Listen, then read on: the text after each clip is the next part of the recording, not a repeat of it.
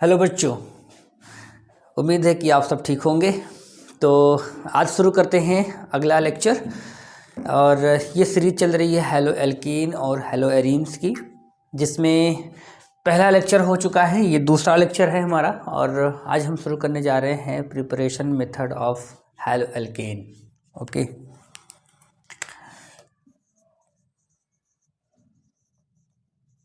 Preparation method है ना of halo alkane. ठीक है, तो बच्चों क्या है कि इस टॉपिक को थोड़ा सा आगे पढ़ने से पहले हम एक काम करेंगे। काम ये करेंगे कि हमको ये देखना है कि इस वाले जो सीरीज है या जो कैटेगरी है हमारी हेलो एल्केन और हेलो एरीन्स की, इसमें ज़्यादातर अगर हम देखेंगे तो कार्बन से ही संबंधित सारी चीज़ें हैं, चाहे वो कार्बन का हाइड्रोजन से हो, चाहे कार्बन का किसी और सब्स्टिट्यूएंट से हो। तो एक चीज़ हम समझते हैं, पहले हमें ये समझना है कि ये कार्बन है। कार्बन की वैलेंसी होती है 4, तो कार्बन 4 बॉन्ड बना भी सकता है। बाकी लोग क्या हैं, हाइड्रोजन से फिल हैं, और एक बचेगा यहाँ पर, वो होगा तुम्हारा हाइलोजन, है ना। अब हमको यहाँ पर क्या देखना है बच्चों कि ये जो हाइलोजन है ना, हाइलोजन ये इलेक्ट्रोनेगेटिव एलिमेंट है ना। हम लोग जानते हैं ना इसको, फ्लोरीन, क्लोरीन, ब्रोमीन और आयोडीन। ओके, अब ये जो कैटेगरी है हैलोजन, इसको हम लोग तो हैलोजन कहते भी हैं, हैलोजन कहते भी हैं। ठीक है, इसको एक्स से हम लोग प्रेजेंट करते हैं। ठीक है, इनकी साइज छोटी होती है, इनकी थोड़ी सी और बड़ी, इनकी थोड़ी सी बड़ी और इनकी और बड़ी, है ना। तो साइज के मामले में क्या होगा, इधर साइज बढ़ता रहता है। इनकी इलेक्ट्रोनेगेटिविटी बहुत ज़्यादा, इनकी इलेक्ट्रोनेगेटिविटी कम, इनकी थोड़ी और कम, इनकी थोड़ी और कम। ठीक है ना। नेचर ऑफ CX बॉन्ड, है ना। ये जो कार्बन है ना, कार्बन का नेचर देखेंगे पहले कि इसका हैलोजन से कैसा नेचर है। तो हमको पता है कि कार्बन, हाइड्रोजन, हाइड्रोजन, हाइड्रोजन, और ये है बच्चा क्या, X, है ना। अब ये X में है तो इसमें क्या करेंगे हम लोग, A है ना, क्योंकि जो भी बॉन्डिंग हुई होगी, कोई भी अगर बॉन्ड बनती है तो उसमें 2 इलेक्ट्रॉन होंगे, है ना। सिंगल बॉन्ड है, ये भी सिंगल बॉन्ड है, ये भी सिंगल बॉन्ड है, और ये भी सिंगल बॉन्ड है, तो यहाँ पर भी सिंगल बॉन्ड ही होगा, है ना। हर सिंगल बॉन्ड में 2 इलेक्ट्रॉन है, एक इलेक्ट्रॉन इनका वाला शेयर हुआ है और एक इलेक्ट्रॉन इनका शेयर हुआ है। लेकिन ये जो हैलोजन एटम है, इसकी इलेक्ट्रोनेगेटिविटी ज़्यादा है। इलेक्ट्रोनेगेटिविटी का मतलब क्या हुआ, इलेक्ट्रोनेगेटिविटी का मतलब ये हुआ कि ऐसी कोई टेंडेंसी या प्रॉपर्टी किसी भी एलिमेंट की जिससे कि वो शेयर्ड इलेक्ट्रॉन को अपनी तरफ खींच ले, है ना। अगर वो शेयर्ड इलेक्ट्रॉन को अपनी ओर खींच लेगा तो उसको हम क्या बोलेंगे, इसकी एक टेंडेंसी है, ये इलेक्ट्रोनेगेटिव है। ठीक है, अब ये क्या होगा, जो इलेक्ट्रॉन था अभी यहाँ ना होकर के क्या होगा, थोड़ा सा पोजीशन में क्या हो जाएगा, इनकी तरफ शिफ्ट हो जाएगा, है ना। अभी मान लो कि ये बीच बीच में होता है, और क्या होगा, ये थोड़ा सा आगे की तरफ शिफ्ट हो जाएगा। इससे होगा क्या, इससे फ़र्क क्या पड़ता है, इससे फ़र्क ये पड़ता है कि इसके ऊपर आ गया पार्शियल नेगेटिव चार्ज और इसके ऊपर आ गया पार्शियल पॉजिटिव चार्ज, है ना। जब कोई बॉन्ड ब्रेक होता है, जब इलेक्ट्रॉन कोई ले जाता है तो नेगेटिव हो जाता है, और जो इलेक्ट्रॉन दे देता है वो होता है इलेक्ट्रो पॉजिटिव, है ना, या कैटायन बन जाता है। यहाँ पर इलेक्ट्रॉन का कंप्लीट ट्रांसफ़र नहीं हुआ है, डिस्प्लेसमेंट हुआ थोड़ा सा, है ना। कंप्लीटली ये चेंज नहीं आया है, इसलिए बॉन्ड टूटा नहीं है, ये बॉन्ड वैसे का वैसा ही रहेगा। बट इलेक्ट्रॉनों की जो पोलराइजेशन है ना, पोलराइजेशन, पोलराइजेशन, ये सब याद रखेंगे हम लोग। यहाँ पे पोलराइजेशन हो रहा है, जिसकी वजह से यहाँ पे डाइपोल डाइपोल मोमेंट जनरेट हो जाएगा। Sorry, dipole moment, dipole dipole नहीं, डाइपोल मोमेंट, है ना। फिजिक्स में आपने पढ़ाई होगा कि जब कोई इक्वल एंड अपोजिट चार्ज, है ना, r डिस्टेंस पर रख दिए जाएं ऐसे करके, है ना। अगर यहाँ पर कोई नेगेटिव चार्ज हो और यहाँ पर कोई पॉजिटिव चार्ज हो और इनके बीच की डिस्टेंस अगर r हो तो एक डाइपोल सिस्टम बन जाता है ना। और इस डाइपोल को हम लोग p से वहाँ पे करते थे रिप्रेजेंट। केमिस्ट्री में कहीं कहीं इसको हम म्यू से भी प्रेजेंट करते हैं। ठीक है, तो डाइपोल मोमेंट क्या दिखाता है, एक तरीके से ये पोलैरिटी को दिखाता है कि पोलैरिटी कितनी ज़्यादा है। अब पोलैरिटी से क्या मालूम चलेगा हमको, उसका आयनिक कैरेक्टर, कि कितना आयनिक कैरेक्टर उसके अंदर है। अगर पोलैरिटी बहुत कम है या पोलैरिटी नहीं है तो कोवैलेंट कैरेक्टर में आ जाएगा, और अगर पोलैरिटी अगर है उसकी, या पोलैरिटी किसी भी एलिमेंट की मॉलिक्यूल की बढ़ रही है, तो क्या होगी, वो उसका आयनिक कैरेक्टर धीरे धीरे इंक्रीज कर रहा है। ठीक है।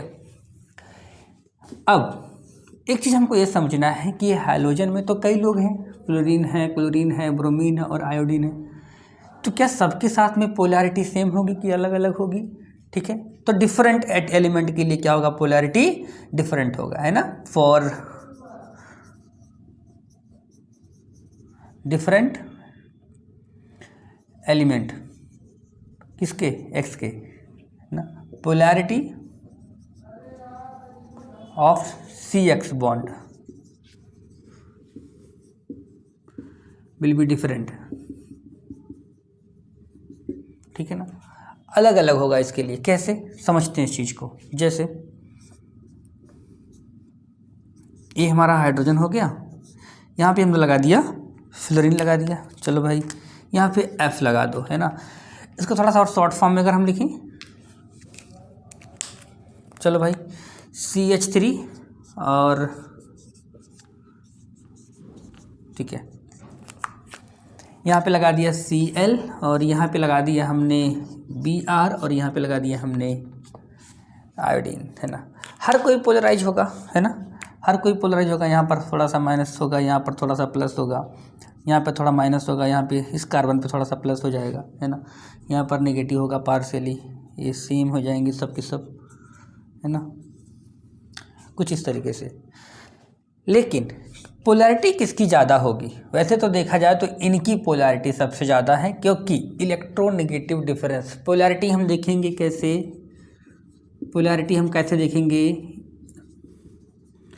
इलेक्ट्रोनेगेटिव डिफरेंस से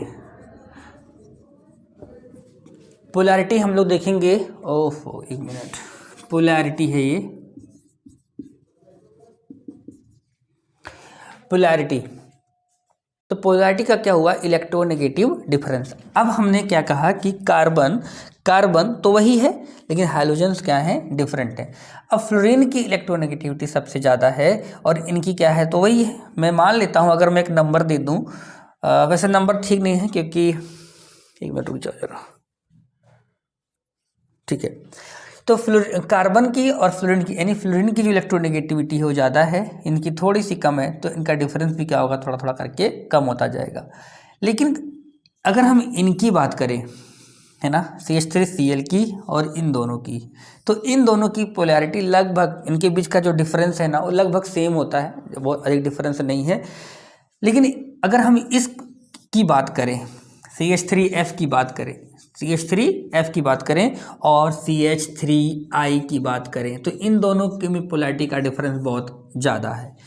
यहाँ पर पोलैरिटी ज़्यादा है, डिफरेंस यहाँ पर कम है। ठीक है, अब हम लोग पढ़ते हैं कि इनमें से कौन से जो मॉलिक्यूल होंगे वो स्टेबल ज़्यादा होंगे, है ना। स्टेबिलिटी की अगर हम बात करें, ठीक है, अभी हमें क्या लग रहा है कि जब हम पीरियोडिक टेबल में अगर देखेंगे या ग्रुप में अगर हम अगर ऊपर से नीचे की तरफ आ रहे हैं, तो बेटा यहाँ पे साइज भी बड़ा हो रहा है। फ्लोरीन की साइज मान लो अगर इतनी बड़ी, तो क्लोरीन की थोड़ी और बड़ी, इसकी और बड़ी, और आयोडीन की साइज और बड़ी हो गई। अब खुद ही सोच सकते हैं, अगर एक एटम की साइज बड़ी है और मान लेते हैं कि ये हमारा कार्बन, तो कार्बन की जो साइज है, कार्बन की साइज वही रहेगी, है ना। अब इनके साथ में अगर ये वाला एटम आएगा, ये वाला एटम और ये वाला एटम आपस में बॉन्ड बनाएंगे, या ये वाले बनाएंगे, ऐसे बनाएंगे। कार्बन ले लो, फ्लोरीन ले लो, कार्बन कार्बन और कार्बन है, यहाँ पर Cl Br और I। तो एक तरह से एकदम देख के लग रहा है कि एक की साइज बहुत बड़ी है इसकी, देन तो इनमें क्या होगा, इनके बीच का जो बॉन्ड होगा ना, बॉन्ड लेंथ थोड़ा ज़्यादा हो जाएगा। तो क्या होगा, अगर हम बॉन्ड लेंथ की बात करें, बॉन्ड लेंथ की अगर हम बात करें, तो बॉन्ड लेंथ क्या होगा, बॉन्ड लेंथ क्या होगा, सबसे अधिक बॉन्ड लेंथ इनकी होगी, CH3I की होगी, है ना। और तो CH3I की बॉन्ड लेंथ ज़्यादा हो जाएगी किससे, CH3Br से, और फिर CH3Cl, और इसके बाद आएगा CH3F। ये बॉन्ड लेंथ की बात हो रही है। और बॉन्ड लेंथ अगर छोटा है ना, अगर ये बॉन्ड लेंथ छोटा है तो ये वाले क्या होंगे, ये क्या होंगे, इनको बॉन्ड डिसोसिएशन एनर्जी हमको ज़्यादा देने पड़ेगी। मतलब क्या है कि ये थोड़े ज़्यादा स्टेबल हैं बाकी लोगों से, है ना। तो जितनी कम बॉन्ड लेंथ यानी शॉर्टर यानी स्मॉलर बॉन्ड लेंथ, है ना। अगर बॉन्ड लेंथ क्या होगी, अगर स्मॉलर होगी तो क्या होगा, ठीक है, उनका जो स्ट्रेंथ होगा यानी बॉन्ड डिसोसिएशन एनर्जी क्या होगी, बॉन्ड डिसोसिएशन एनर्जी क्या होगी, ज़्यादा होगी, हायर होगी। आप खुद ही सोच सकते हैं, इसमें याद करने की ज़रूरत नहीं है। अगर आपने समझ लिया है तो वैसे भी कॉन्सेप्ट अब तक क्लियर हो ही गया होगा। छोटा साइज है, आराम से आके फिट हो जाएगा, ठीक है। बॉन्ड लेंथ क्या हो जाएगी, छोटी हो जाएगी, तो थोड़ी सी इसकी स्टेबिलिटी भी और उससे ज़्यादा होगी। पोलैरिटी ज़्यादा है ना, आयनिक कैरेक्टर इसके पास ज़्यादा है, फिर भी बॉन्ड लेंथ छोटा होने की वजह से क्या होगा, ये जल्दी ब्रेक नहीं होगा, यानी हम CH3F को जल्दी ब्रेक नहीं कर सकते। वहीं अगर हम बात करें CH3Cl की, तो हम इसके रिलेटिवली थोड़ा आसानी से ब्रेक कर सकते हैं, और CH3Br को और आसानी से, और CH3I को तो हम और आसानी से ब्रेक करवा सकते हैं, ठीक है ना। क्योंकि इनके बीच इलेक्ट्रोनेगेटिव डिफरेंस तो है तो सबके अंदर, लेकिन ये बॉन्ड लेंथ थोड़ी ज़्यादा होने की वजह से इनको बॉन्ड को ब्रेक करना आसान हो जाता है। इनकी बॉन्ड डिसोसिएशन एनर्जी कम होती है, तो अगर ब्रेक करना आसान है तो ये रिएक्टिव भी ज़्यादा होंगे। तो इसका मतलब क्या हुआ कि अगर हम रिएक्टिविटी की बात करें, मैं यहाँ पर लिख देता हूँ, रिएक्टिविटी की बात करें तो सबसे अधिक रिएक्टिव कौन होना चाहिए, CH3I होना चाहिए, है ना, क्योंकि ये आसानी से ब्रेक हो जाएगा, है ना। अगर ब्रेक हो गया तो नेगेटिव और पॉजिटिव में टूट जाएगा, तो रिएक्टिव तो होगा ही होगा, है ना। फिर कौन होगा, CH3Br भी होगा, क्योंकि इनकी बॉन्ड डिसोसिएशन एनर्जी थोड़ी इनसे ज़्यादा होती है, तो इनको भी नेगेटिव में और हम पॉजिटिव में ब्रेक करवा सकते हैं। और वैसे ही CH3Cl और CH3F, है ना। CH3F की रिएक्टिविटी सबसे कम होगी, क्योंकि उसको हम ब्रेक करवा नहीं सकते, आसानी से ब्रेक ही नहीं होगा वो तो, है ना। यहाँ पर दिखाई दे रहा है साफ साफ इनके बीच का अगर बॉन्ड अगर बन जाएगा, है ना, तो दिखाई दे रहा है साफ साफ, है ना। हालांकि इसको अगर हम बात करेंगे तो बहुत छोटा हो जाएगा, यहाँ आ जाएगा, बड़े आसानी से बॉन्ड बना लेगा, ठीक है। आई होप कि ये जो CX हमने बताया कि कार्बन और हाइड्रोजन के बीच का जो नेचर है, ये पढ़ना ज़रूरी इसलिए है क्योंकि हम जितने भी ऑर्गेनिक कंपाउंड को पढ़ेंगे, जहाँ भी कार्बन और हाइड्रोजन आएंगे, वहाँ पे इनका जो ये बिहेवियर है, जो नेचर है, वो प्रभाव जरूर डालेगा। तो ऑर्गेनिक केमिस्ट्री को थोड़ी डीप में समझने के लिए, थोड़ी डेप्थ में, है ना, समझने के लिए थोड़ी बेसिक अंडरस्टैंडिंग होना बहुत ज़रूरी है, जिससे कि इसके जो कॉन्सेप्ट हो ठीक से समझाया जा सके। होप कि ये समझ में आ गया होगा। और इसमें अगर कुछ आपको लगता है कि कोई पॉइंट छूट रही है या कुछ और इसमें सर को ऐड करना चाहिए, क्योंकि बेटा मुझे लगता है कि NCERT में जो भी है, NCERT और क्लास 12 की सारी चीज़ें मैंने इसमें शामिल कर दी है। और आगे की अभी JEE मेंस और नीट के लिए हम आगे की लेक्चर लेकर के आएंगे बाद में, अभी नहीं, ठीक है। अभी तो पहले हम बोर्ड पे ही फोकस कर रहे हैं। अभी हमारा चैनल नया है, तो अभी उतने बच्चे हमसे जुड़े नहीं हैं, और बच्चे जुड़ जाते हैं। जैसा आपका सहयोग रहेगा, जैसा आपका प्यार रहेगा, उस हिसाब से हम लोग इसके ऊपर और काम करेंगे, ठीक है, ठीक है बेटा। तो बेटा इसे कंक्लूजन क्या निकलता है, कंक्लूजन क्या निकलता है CX बॉन्ड की, है ना।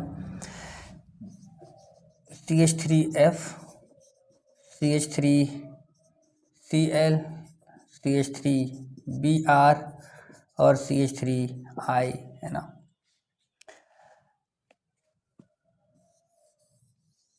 हमें ज़्यादातर इन दोनों कंपाउंड को ही लेके चलना है, या इसको भी। CH3F का ज़्यादा इस्तेमाल हम नहीं करेंगे, है ना। पूरी केमिस्ट्री में आप जब भी पढ़ेंगे तो CH3F या वैसे भी फ्लोराइड जहाँ कहीं भी है हम उसका इस्तेमाल नहीं करते हैं, क्योंकि इसको बेटा क्या है कि कार्बन के साथ में इसका नेचर कुछ ज़्यादा ही स्ट्रांग है, तो इसको ब्रेक करना उतना आसान नहीं है। और अगर ब्रेक होता भी है तो ये बहुत ही वायलेंटली बिहेव करता है, तो हम इसको इस्तेमाल नहीं करेंगे। लेकिन हमारा ये वाला जो दोनों मॉलिक्यूल हैं, इन दोनों मॉलिक्यूल को हम बार बार इस्तेमाल करेंगे। CH3I एल्काइल आयोडाइड, मैंने यहाँ पर CH3 लिया है। आप कोई भी कार्बन का कंपाउंड ले सकते हैं, इथाइल ले सकते हैं, प्रोपाइल ले सकते हैं, कुछ भी R ग्रुप ले सकते हैं ना। अगर हम कॉमन बात करें RF, RCl, RBr and RI। अब इनकी बेटा क्या है कि ना कि R और I के बीच का जो बॉन्ड लेंथ है थोड़ी ज़्यादा होने की वजह से ये ब्रेक हो जाती है आसानी से, ये टूट जाएगी आसानी से, है ना। तो R अलग हो जाएगा और I क्या हो जाएगा, अलग हो जाएगा, इस तरीके से, है ना। तो ये थोड़ी सी डिसोसिएशन, इनकी जो बॉन्ड को ब्रेक करने के लिए जो एनर्जी चाहिए, जिसकी हम कहते हैं बॉन्ड डिसोसिएशन एनर्जी, वो कम हमको रिक्वायरमेंट होती हो तो आसानी से इसको ब्रेक करवा सकते हैं, है ना। आगे देखते हैं हम लोग अब प्रिपरेशन मेथड, है ना, कि हम प्रिपेयर कैसे करेंगे, हमें एल्काइल हैलाइड या हेलो एल्केन्स को कैसे हम लोग को प्रिपेयर करना है ना। प्रिपरेशन मेथड, प्रिपरेशन मेथड, है ना। हाँ, प्रिपरेशन मेथड में सबसे पहले क्या देखेंगे, हमें ये देखना है, पहला मेथड इस्तेमाल करते हैं अल्कोहल से कैसे बनाएंगे, है ना। अल्कोहल से हम लोग कैसे बनाएंगे, है ना। Preparation method and bye the alcohol, है ना। कैसे बनेंगे थोड़ा समझते हैं पहले। अल्कोहल होता क्या है, ROH, है ना। R का मतलब कोई अल्काइल ग्रुप है। अब अल्काइल ग्रुप क्या हो सकती है, CH3OH हो सकती है ना। CH3 CH2OH हो सकती है, ये मिथाइल अल्कोहल है, इथाइल अल्कोहल है, ऐसे हो सकती है, ठीक है। R क्या है, एक इलेक्ट्रॉन रिलीजिंग ग्रुप है, ये क्या है, इलेक्ट्रॉन रिलीजिंग ग्रुप है, ठीक है। अभी क्या करता होगा R, अगर हम बात करें इसकी, तो ये क्या करेगा, इलेक्ट्रॉन को रिलीज कर रहा होगा, ये हो रहा होगा नेगेटिव और ये हो रहा होगा क्या, पॉजिटिव, ठीक है। अगर हम बात करें यहाँ पर, ठीक है, तो ये पोलर बॉन्ड होगा, OH क्या हमारा होगा, ये पोलर होगा, और H हमारा क्या करेगा, टूट के निकल जाएगा, ठीक। और अगर हमको यहाँ से तोड़ना हो, है ना, यानी CO बॉन्ड, तो एक चीज़ हमको देखना है बेटा कि जो अल्कोहल होता है ना, अल्कोहल में जो बॉन्ड का ब्रेक डाउन होगा वो दो तरीके से होगा। एक CO बॉन्ड का ब्रेक डाउन होगा और एक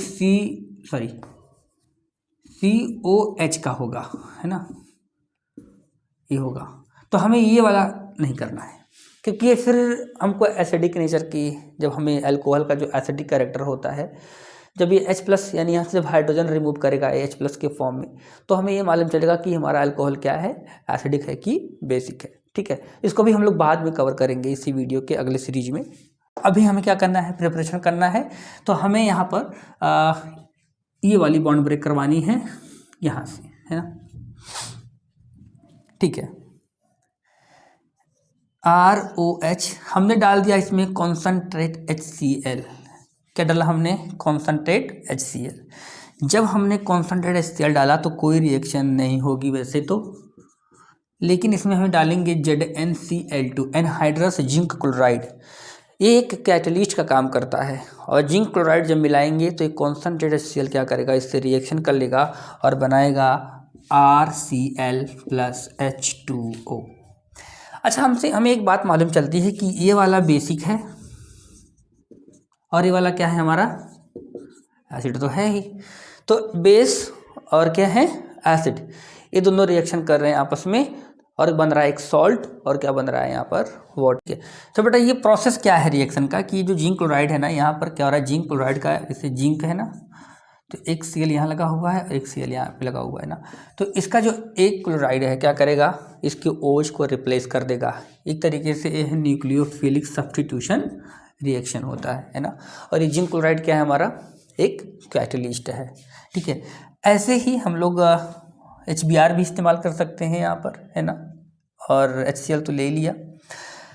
और अगर हम लोग क्या करें अल्कोहल में कुछ एक चीज़ और देख लेते हैं इसी वक्त बेटा कि अगर अभी तो ये क्या है हमारा, ये मान लो ये प्राइमरी अल्कोहल है, ये हमारा प्राइमरी अल्कोहल है।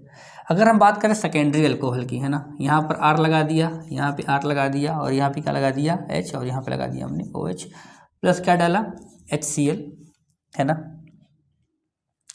और यहाँ डाला जिंक क्लोराइड ZnCl2 और ये बन जाएगा हमारा RCHR और Cl प्लस H2O जो भी है ना। ये हमारा सेकेंडरी है अल्कोहल, है ना, क्योंकि यहाँ पर जो OH ग्रुप है वो ऐसे कार्बन पे लगा हुआ है जो अपने अगल बगल के दो अलग यानी दो और अल्काइल ग्रुप से अटैच्ड है, तो ये सेकेंडरी कार्बन है। और सेकेंडरी कार्बन से लगा हुआ अल्कोहल क्या हो गया, सेकेंडरी अल्कोहल। तो सेकेंडरी अल्कोहल भी क्या होगा, जिंक क्लोराइड के साथ में ही रिएक्शन करेगा, ठीक है। अब आता है टर्सरी अल्कोहल, है ना। अगर हम बात करें टर्सरी अल्कोहल की, यहाँ पे भी R लगा दिया, यहाँ पे भी R और ये OH है, और ये रूम टेम्परेचर पे कर जाएगा रिएक्शन, ये रूम टेम्परेचर पे कर जाएगा रिएक्शन और बन जाएगा R इधर लगाया, ठीक है, Cl लगा दिया हमने, अगर यहाँ पर हमने HCl मिला दो, है ना, और ये बन जाएगा हमारा वाटर, ठीक है। तो अगर हम बात करें रिएक्टिविटी की, अल्कोहल से रिएक्टिविटी यानी जो हमारा कॉन्सेंट्रेटेड HCl है या जो हाइड्रोक्लोरिक एसिड है या HX एसिड है, मतलब यहाँ पर हम HF तो नहीं लेंगे लेकिन HCl HBr भी ले सकते हैं, यहाँ पर HCl और HBr ले सकते हैं, है ना। और ये क्या करेगा, ये जो टर्सरी वाला है बेटा, टर्सरी इनकी जो रिएक्टिविटी होगी, टर्सरी की सबसे अधिक होगी रिएक्टिविटी, सेकेंडरी की कम होती है थोड़ी और प्राइमरी की और भी कम होती है, ठीक है। यानी जो प्राइमरी अल्कोहल है वो कॉन्सेंट्रेटेड HCl से लेस रिएक्टिव है या उससे रिएक्शन कम करता है, ठीक है। सेकेंडरी वाला थोड़ा ज़्यादा करता है और टर्सरी वाला फास्ट रिएक्शन करता है, इसलिए इसको रूम टेम्परेचर पे ही आसानी से रिएक्शन कर जाएगा। और टर्सरी वाले को रिजेक्ट करवाने के लिए हमें किसी भी कैटलिस्ट की ज़रूरत नहीं पड़ती है, यानी जिंक क्लोराइड की ज़रूरत नहीं पड़ेगी, लेकिन सेकेंडरी में पड़ेगी और प्राइमरी में भी पड़ेगी। और इसको हम लोग अभी पढ़ेंगे आगे, लुकास टेस्ट के नाम से भी जानते हैं कि हम HCl और जिंक क्लोराइड का जो मिक्सचर होता है उसको हम लुकास रिजेंट भी कहते हैं। और लुकास रिजेंट क्या है, लुकास रिजेंट, ठीक है। अभी लुकास रिजेंट में क्या होता है कि ये एक ऐसा रिजेंट है जिससे हम पता कर लेते हैं कि अल्कोहल प्राइमरी है कि सेकेंडरी है कि टर्सरी है ना। अगर बच्चों अगर हम अल्कोहल में लुकास रिजेंट को ऐड करते हैं और उसमें जो टर्बिडिटी है वो तुरंत आ जाती है, तो इसका मतलब ये है कि रिएक्शन बहुत फास्ट हुई है, तो टर्सरी अल्कोहल है। अगर टर्बिडिटी अगर थोड़ी देर बाद आती है, मतलब 3 मिनट या 4 मिनट 5 मिनट में आती है, तो इसका मतलब है कि वो सेकेंडरी अल्कोहल है। और अगर टर्बिडिटी बहुत देर बाद आती है या नहीं आती है, इसका मतलब ये है कि रिएक्टिविटी बहुत कम है या रिएक्शन नहीं हो रहा है, तो वो होगा हमारा क्या,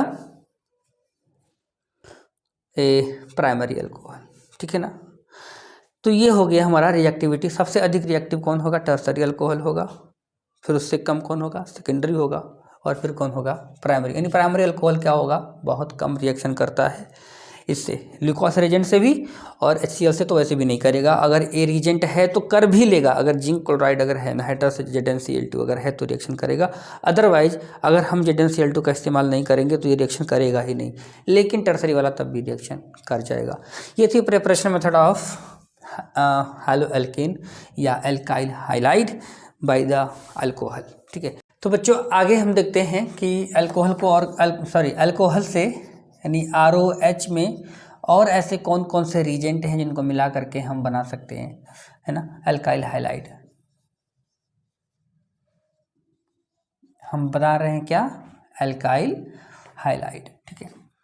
इसमें क्या मिलाएंगे हम, PCl5 भी मिला सकते हैं। अगर हम PCl5 का इस्तेमाल करेंगे तो भी हमारा क्या बन जाएगा, RCl बन जाएगा, ठीक है। और अगर हम इसमें SOCl2 का इस्तेमाल करेंगे, है ना, थायोनिल क्लोराइड का इस्तेमाल करेंगे, तो भी हमारा बन जाएगा RCl। यहाँ पर SO2 गैस और क्या बनेगा, HCl भी बन जाएगा, है ना। ले लेते हैं ROH प्लस PCl3, इससे अगर हम बनाएंगे तो बनेगा RCl प्लस H3PO3, है ना। इस तरह से और भी मेथड हैं, जैसे कि हम अल्कोहल से बना सकते हैं एल्काइल क्लोराइड, ठीक है, RCl बन जाएगा आराम से इससे। ये कुछ बेसिक मेथड थे, है ना। अभी तो हम चलते हैं अगले मेथड पे। हमारा नेक्स्ट मेथड क्या है ना, फ्रॉम एल्केन, है ना। अब एल्केन से कैसे बनाएंगे, मान लो कि यहाँ पर भाई CH4 है ना, इसमें हमने डाल दिया क्लोरीन गैस और यहाँ डाल दिया सनलाइट HNU, है ना। अब हमने HNU जब मिलाएंगे तो क्या करेगा, ये बन जाएगा CH3Cl प्लस HCl बन जाएगा। ये बन सकता है CH2Cl भी बन जाएगा बेटा, ये क्योंकि मिक्सचर बनता है थोड़ा, तो ये CH2Cl2 भी बन सकता है, CHCl3 भी बन सकता है और CCl4, इस सारे कंपाउंड बनेंगे। तो एक तरीके से अगर हम देखें तो ये पूरा मिक्सचर बन जाता है, ये पूरा, है ना। CH3Cl, CH2Cl2, CHCl3, CCl4, एक मिक्स कंपाउंड बन के तैयार होगा। तो ये वाला जो मेथड है एल्केन से बनाने का, ये उतना अच्छा मेथड नहीं है बनाने का। ये वाला सबसे अच्छा मेथड होता है बनाने का, ROH और थायोनिल क्लोराइड। क्यों? क्योंकि SO2 क्या होती है, गैस होती है, वो आसानी से वेपराइज हो जाती है, वेपरेट कर देते हैं इसको, और HCl भी हो जाती है। तो RCl यानी जो अल्काइल हाइलाइड है, ये हमको आसानी से मिल जाता है। लेकिन अगर हम एल्केन से करते हैं, या अगर हम यहाँ पर CH3, CH2, CH3, चलो हमने कोई और कंपाउंड ले लिया, प्रोपेन ले लिया, इसको कर दिया हमने क्लोरीनेशन। अगर हम ब्रोमीन से करवाएंगे ब्रोमीनेशन, क्लोरीन से करवाएंगे क्लोरीनेशन, या आयोडीन से करवाएंगे तो आयोडीनेशन। तो कुल मिला करके किसी भी हम हैलोजन से करवा सकते हैं इसका रिएक्शन, है ना। अगर मान लो कि अगर हम करवाएं भी इसका रिएक्शन, है ना, इसको थोड़ा सा हम क्या करें, ऐसे कर सकते हैं। चलो अभी ये यहाँ पर इसके कई सारे कंपाउंड बना लेगा ये, है ना। ये भी बना लेगा CH3, CH2, CH2Cl बना लेगा, और CH3, CHCl, CH3 ये भी बना लेगा। तो इस तरह के कई सारे कंपाउंड का फॉर्मेशन कर लेगा। इसके और भी सारे कंपाउंड को मिक्स कंपाउंड बनाएगा, ठीक है। तो ये बनाएगा तो एल्काइल हाइलाइड, है ना, लेकिन वो हम जो बनाना चाहते होंगे डिजायर प्रोडक्ट, वो नहीं बना पाएंगे। थोड़ा प्योरिटी की यहाँ पे प्रॉब्लम है।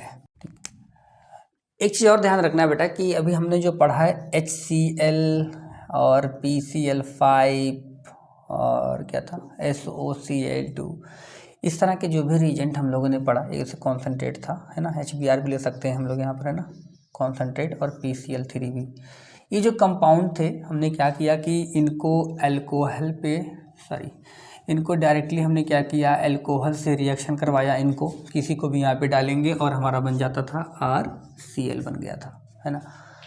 लेकिन ये जो सारे रीजेंट है ना, ये फिनॉल में काम नहीं आएंगे, है ना।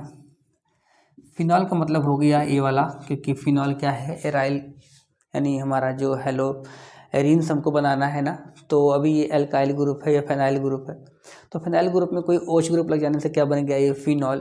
अगर हमें सोचें कि इस पर अगर हमने HCl लगा दिया और ये हमारा हेलोबेंजीन बन जाएगा, यहाँ पर Cl लग जाएगा, हेलोबेंजीन या हेलोरिन बन जाएगा, तो ये पॉसिबल नहीं है।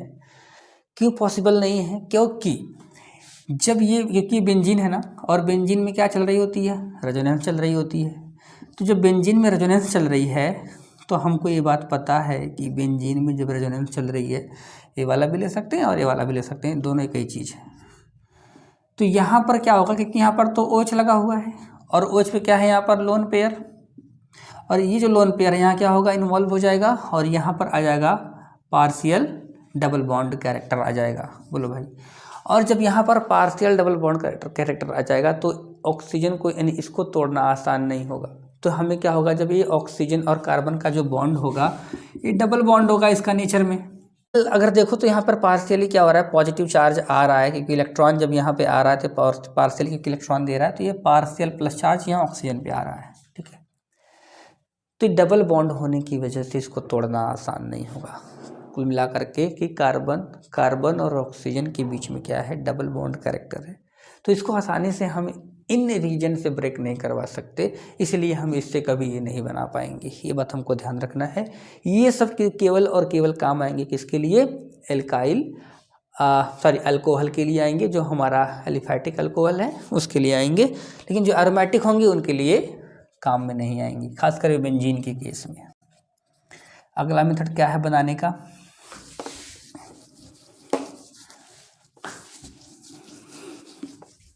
ठीक है। नेक्स्ट मेथड क्या है भाई, एडिशन ऑफ HCl या फिर HBr ले सकते हैं, है ना, इसको लेंगे। अगर मान लें कि डबल बॉन्ड है, ये हाइड्रोजन है, ये भी हाइड्रोजन और ये भी हाइड्रोजन, तो डबल बॉन्ड क्या करता है भाई, डबल बॉन्ड तो टूट जाएगा ना। अभी चलो यहाँ पर क्या करो, HCl हो गया ये, है ना। अभी इसको क्या करो, ये नेगेटिव कर दो, इधर पॉजिटिव कर दो। क्यों, क्योंकि ये डबल बॉन्ड क्या है, पाई बॉन्ड होता है, ये तो ब्रेक होता ही रहता है आसानी से। और अगर इसको हम ब्रेक करवाएं तो ये प्लस हो जाएगा और क्या हो जाएगा, ये माइनस। तो क्या करेंगे, माइनस वाले को प्लस से जोड़ दो और इसको क्या कर दो, इससे जोड़ दो, और हो गया हमारा क्या, एडिशन हो गया। ये प्लस था तो यहाँ पर जुड़ गया हमारा क्लोरीन, और यहाँ पर एक ही बॉन्ड बचेगा, ये है कार्बन। यहाँ पे हाइड्रोजन पहले से था और एक हाइड्रोजन और आ गया। तो इस तरह से हमारा क्या हो गया, एडिशन। क्या हुआ इसका मतलब कि अगर कहीं कार्बन के बीच में अगर डबल बॉन्ड है और कोई हैलो एसिड है, यानी HX है, कुल मिला के क्या है, HX है, तो हम इसका एडिशन आराम से करवा करके हम बनाएंगे एल्काइल हाइलाइड, है ना। क्योंकि हो क्या रहा है यहाँ पर, ये जो ROH ग्रुप है ना, ये जो OH ग्रुप है ना, इसको कौन रिप्लेस कर रहा है, हाइड्रोजन इसको क्या कर रहा है, रिप्लेस कर रहा है, और बन रहा है RCl बन रहा है, ठीक है ना। ये हुआ हमारा मेथड, ठीक है।